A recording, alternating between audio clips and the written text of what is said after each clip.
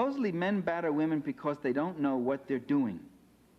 Tormented and in pain, they lose control of themselves and they lash out at those they love. Well, having worked with chronic batterers, some people have come to a different conclusion. They've learned that they know precisely what they're doing.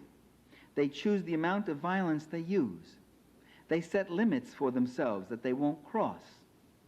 And they use violence in particular ways in order to get the control they want, to elicit the right level of intimidation and response that they want.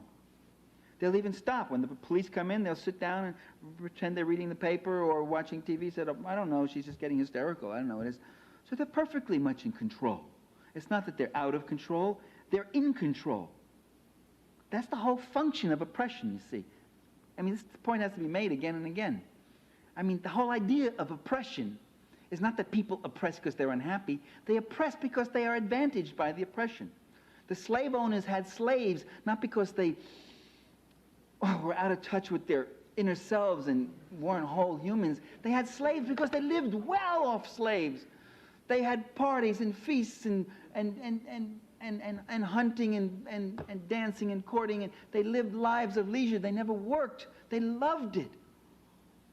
And the male supremacist likes his advantages. When they say, why do men oppress women? I've argued, men oppress women because it's advantageous. The patriarch writes his own ticket. It's very important to point that out because there's a lot of talk today about how men are themselves disadvantaged and hurt in their sexism because they're depriving themselves of the deeper gratifications of a more complete relationship, which may be true in the long run. But nobody lives in the long run. Everybody lives in the here and now.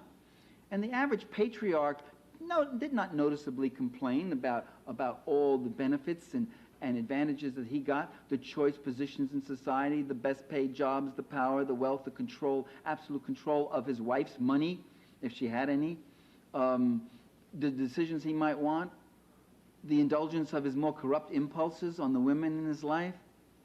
All those things he did with impunity.